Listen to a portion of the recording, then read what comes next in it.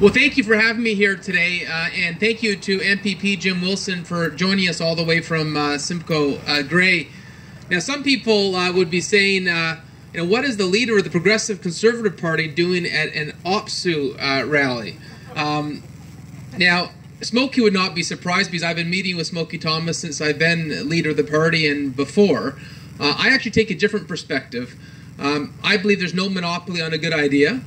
And frankly, if you have these rigid approaches to politics where conservatives can only think about conservative ideas and liberals can only think about liberal ideas, then you get bad policy. I think you need to keep an open mind. You need to learn from history, learn from past mistakes, and see how you can get the province in a more prosperous position. When I look back at Ontario's history, one person that I'm very proud of is actually Premier Bill Davis. And you look at our great public institutions, and in your campaign, we own it. When I think of Bill Davis, some of our great public institutions were created on his watch. Actually, some of the most progressive labor legislation was written by Premier Davis. So I don't think it's inconsistent at all being a proud progressive conservative and wanting to work with OPSU. And I can tell you it's been a real pleasure to work with Smokey and to hear about some of the concerns around the province. So let me talk about corrections first. I've been up in the legislature many times on corrections, and thank you to Chris for taking me on a tour of Central North, but I've actually been touring our correctional facilities around the province. Up in Thunder Bay, I was shown a correctional facility that was so old that inmates were able to take the door off and hold the correctional officer hostage. Unbelievable. The mayor of Thunder Bay called that correctional facility a rat hole, and that's why I got up in the legislature and said to the Premier, you don't realize the lack of support you're giving. You need to come and tour, you need to come and visit, because if you see some of the conditions, then you'll have a very different perspective. I toured with Smokey, actually, the Elgin Detention Center, and that's what got me on my campaign for having body scanners in all correctional facilities. I couldn't believe it when I was told that ceramic knives were being snuck into our correctional facilities, that they had the Kinder eggs filled with drugs.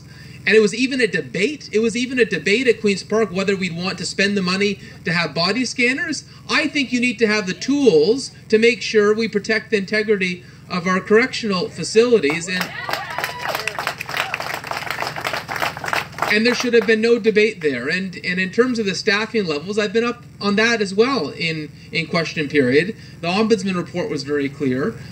When there is dangerously low staffing levels, one, it's going to create many of the problems that we've seen in the report. And as much as the government can talk after the fact, the best way to prevent future incidents is to make sure we have appropriate staffing levels. And heaven forbid we don't have another incident. We don't have another incident where we're at a loss to be able to prevent that. And so I know the government has reacted by promising additional hires. I'm not sure that goes far enough, and we're going to continue to monitor that as well. On mental health, boy, do I think there's a lot of hypocrisy in government. And here we are, Bell Let's Talk Month, and you have every politician going, have the courage to come forward, and everyone's doing their tweets, and it's a great campaign. We should be prepared to talk about mental health. But how can we be having that public campaign saying have the courage to come forward when every mental health facility in Ontario has seen cutbacks? The reality is when you're on a 0%, and collective agreements aren't 0%, your hydro bills aren't 0%, it means every single mental health facility in Ontario is seeing staff cuts. I was at Ontario Shores and they're telling me about some of their wait times being 6 or 7 months. If someone has the courage to come forward and we're going to say come back in 7 months, it's offensive.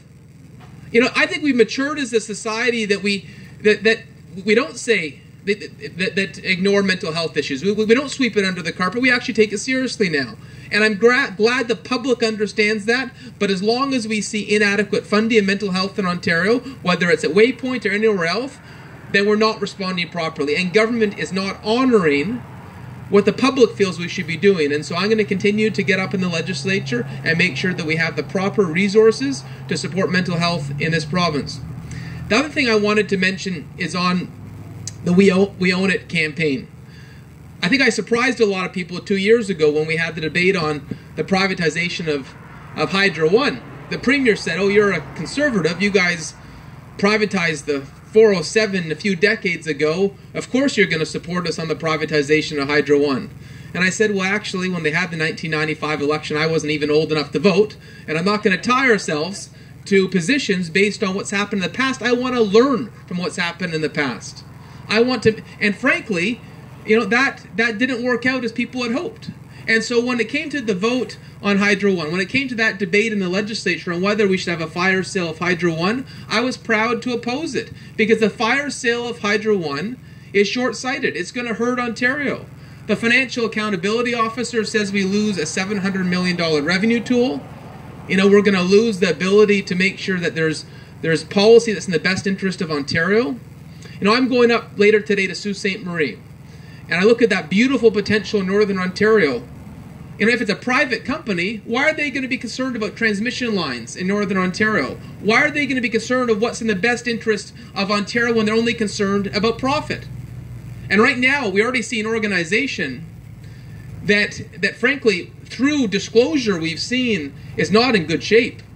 You know, the CEO's getting $4.7 million. In Quebec, the CEO of Hydro gets $400,000. Can you imagine that? $4.7 million. I asked Premier Wynne to justify that salary, and she said that's what they pay in corporate America. Give me a break. And now because of this fire sale, we're not going to have Hydro disclosure on salaries. And that's good for the executives when the top executives are making $11 million combined, but that's not good for ratepayers. It'll be passed off to them. It's not good for Ontario. Adam Beck, and we talked about Hydro in Ontario. That's a legacy that goes back to 1908. It's a legacy we should be proud of. And because we have a government right now that's broke and bankrupt, and surprise, surprise, there's an election next year, they're selling the kitchen sink, they're selling our treasured assets to prop up their books for 1 year. But what happens in 2 years? What happens in 3 years? They're using the Hydro One money for one-time revenue. But the next generation of Ontarians, we're out of luck. So I'm going to continue to oppose the Hydro One fire sale, and I don't care if it's an NDP idea, a Liberal idea, a PC idea. If it doesn't make sense for Ontario, I'm going to fight it. And I'm going to continue to fight the Hydro One fire sale because it hurts Ontario. And I didn't realize we were going to talk about... I didn't realize we were going to talk today also about the potential privatization of prisons. I don't think anyone would be stupid enough to do that. So, but Chris, rest assured, that will never be part of my agenda. Certainly, we're not going to look at making correctional facilities private profit zones. But you never know what this government wants next. You know, who would have thought that this government would be privatizing Hydro? That was never part of the last election. But if that comes in their next budget as a revenue source, rest assured we will be a voice against that as well. So I've probably gone on long enough, but I just want to say we hear your concerns. I'm going to continue to learn from Smokey and many of your opposite leadership, but ways we can make Ontario more prosperous. And thank you for having me here today. And as much as I have a role around the province, it is a true honor to be a representative from Simcoe County. This is my home, and I love it, and it's a pleasure to join you today.